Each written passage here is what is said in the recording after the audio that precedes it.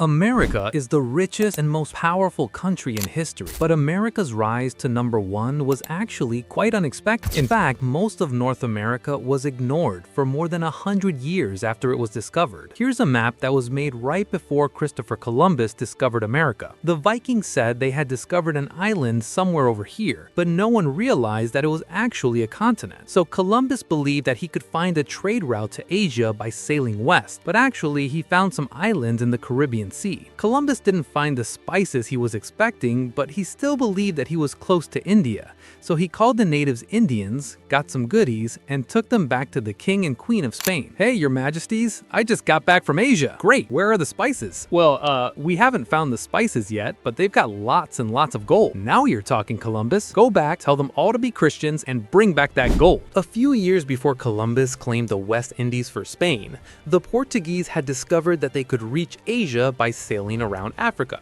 So Spain and Portugal drew a line right down the middle of the map, and they agreed that all the non-Christian lands on this side of the line would belong to Portugal, and everything on the other side would belong to Spain. So the Portuguese sailed to Asia and built a huge trading empire, and the Spanish got busy conquering their half of the world. All of the interesting parts of the Americas were down here, where there was lots of gold, silver, and people. So that's where the Spanish went. Actually, the Spanish also sent an expedition into North America in 1539, but they didn't find gold and silver, so they mostly ignored all these useless lands up here in North America. The English actually sent an explorer to North America, while the Spanish were still exploring the islands in the Caribbean. That was 16 years before the Spanish discovered Florida. But after that, the English waited almost 100 years before they tried to colonize America. England's first colony was established at Roanoke, North Carolina in 1585. But the same year, England got busy fighting a war with Spain, and that colony mysteriously disappeared. So they tried again at Jamestown, and this time it worked. Next, the Pilgrims arrived in Plymouth. The Pilgrims were strict Christians who outlawed bad stuff like gambling and celebrating Christmas. Soon, lots and lots of people were coming to America, and before long, the East Coast was covered with British colonies. Meanwhile, the French were busy claiming all the land in the middle of North America. Now, it's 1754, and it's time for a war to figure out who really owns what in America. New France has a population of about 60,000 people, so they team up with some Indian tribes to help them fight. That's why it's called the French and Indian War. The British colonies have a population of more than 1 million people, and they also team up with some Indian tribes. Who do you think won? That's right, the British beat the French. At the same time, there was also a big war back in Europe, and when it was over, it was time to redraw the map. France gave half of Louisiana to Spain before the war was over to make sure Britain didn't get it. Then, after the war, France had to give the other half of Louisiana to Britain. France also had to give Canada to Britain. Now, Britain had lots of land in America, but Britain had also spent lots of money on the war, and now they needed money. Hey, colonies, you know that expensive war we helped you win? Yeah, thanks for the help. Sure, no problem. By the way, we're going to start collecting lots and lots of taxes to pay for all the help we give you. What? You never help us. We're the ones who are always helping you. And how can you tax us if we don't get to vote? The colonists weren't happy with the new taxes, and the disagreement turned into a fight, and from a fight into a revolution.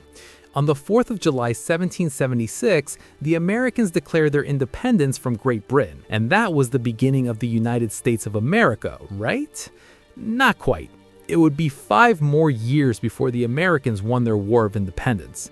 And after they had won their freedom, they had a new problem. The government they had created was a complete mess. The 13 colonies had essentially become 13 independent countries that were only united in name. The new nation was failing, and it was failing fast. So the Founding Fathers wrote a new constitution and created an entirely new federal government that actually worked. The new constitution became official when 9 states had ratified it, and in 1789, George Washington was elected the first president of the United States. But the USA was only this big, and all the land over here belonged to Spain. So how did America get more land? Well, over in France, a guy named Napoleon seized power and started conquering Europe. Napoleon also wanted to build an empire in America, so he made a deal with Spain that would give Louisiana back to France. But the Americans needed to use the Mississippi River to send goods to and from other places, and they were afraid of what Napoleon might do if he controlled the river. So America asked France to sell New Orleans to them. You know my plans for a great empire in North America, but now I must invade Britain. We can build our empire in America after we defeat the British. But if the Americans discover our plans for America, they will support Britain, which could be fatal. If we sell Louisiana to the Americans, they will be our friends forever. It would be foolish to sell our largest territory, and the Americans only want New Orleans. Enough! I've made up my mind. We will sell it all. The money will fund our war with Britain. And so America bought Louisiana for $15 million.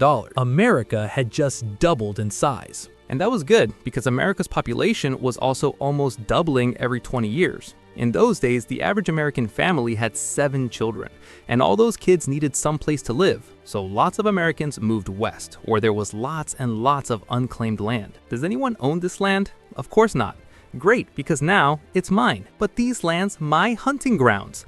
That's not proper English. You're supposed to say these lands were my hunting grounds. In 1819, America bought Florida from Spain and agreed that this line right here would be the border between the United States and New Spain. Just 2 years later, Mexico won its independence from Spain and America had a new neighbor.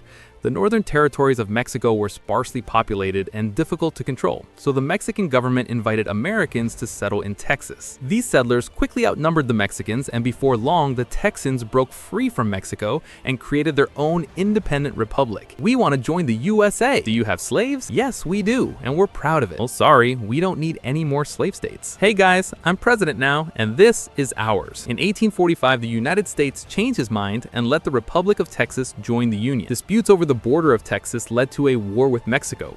At the end of the war, the United States paid Mexico $15 million and took the northern parts of Mexico that President Polk wanted. Just 5 years later, the United States also bought another piece of land from Mexico for $10 million. Meanwhile, the British agreed to let the Americans have all of the Oregon Territory below this line as long as the British could have everything above the line. And so in just 50 years of great luck and one ugly war with Mexico, America now stretched from sea to sea. And now there was nowhere left to expand. Unless, hello, Uncle Sam, I found an island in the middle of the ocean. Can I claim it for the US? We might need that for World War II. Does anyone live there? No, sir. Is it covered in bird droppings? Yes, sir. Congratulations, son. You're standing on US soil. Actually, sir, I wouldn't call this soil. By the way, the Guano Island Act is still a law, so if you're tired of paying way too much for rent, go find yourself an island to occupy. Wow, everything is great. Right after the Americans got California, word spread that gold had been discovered, and lots of people rushed to California to help dig up the gold. Up in the Oregon Territory, there was lots of free farmland. America was thriving, and there was peace on all sides. But there was a big problem on the inside, and that was the problem of slavery. In northern states, slavery was illegal, and many considered it to be a great evil that must be stopped. In the South, slavery was an important part of the economy. The Americans had been arguing about slavery for decades, but everything came to a head when Abraham Lincoln was elected president in 1860. Many people in the South believed that Lincoln would abolish slavery, so most of the slave states separated from the United States and made their own country. That led to a big civil war. Lots of people died. The North won, the slaves were freed, and the United States was united again. I'm sorry to hear about the assassination of President Lincoln. Yeah, another assassin tried to kill me on the same night, but I survived the stabbing. That's terrible. I mean, it's terrible that you were stabbed, but I'm glad that you survived. By the way, the Tsar wants America to have Alaska. How much can you pay for it? I think we can do $5 million. Maybe 5.5 million, but not more. How about 7 million? Sure, great. I have approval for 7 million. We can make the treaty tomorrow. Can we do it tonight? I should have asked for more money. Great, now America has another huge chunk of land. Now it just needs a few tropical islands. Hey, look at that! Some American businessmen have taken control of the Hawaiian Islands and they're asking the United States to annex them. But the President of the United States said no. He believed that America must be a just and law-abiding nation that never misuses its great power to take advantage of the weak. But others feared that if America didn't get involved in the affairs of Hawaii, another great power like Germany or Japan would come and take the islands and use them as a base to attack America in a future war. Should America mind its own business or should it mind its own interests? America's policy of staying out of other nations' conflicts was about to be tested because something was brewing in Cuba, and it wasn't coffee. Cuba was in the middle of a war for independence. Almost all of Spain's other colonies had already won their independence from Spain after the American and French revolutions, but Cuba, Puerto Rico, and the Philippines were still colonies of Spain. The Cuban War for Independence was constantly in American newspapers, and most Americans sympathized with the revolutionaries. In 1898, after an American warship sank in a mysterious explosion, the US told Spain to leave Cuba or else. Spain responded by declaring war on the United States. Then, the US quickly captured Cuba, Puerto Rico, and the Philippines, effectively bringing an end to what remained of the Spanish Empire that Christopher Columbus had begun.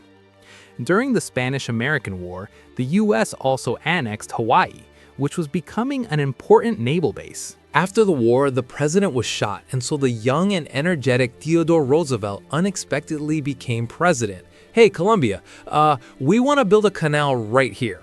Sure, just pay us $10 million. It's a deal. Actually, we changed our mind. You can't build a canal. What? But we made a deal. Sorry.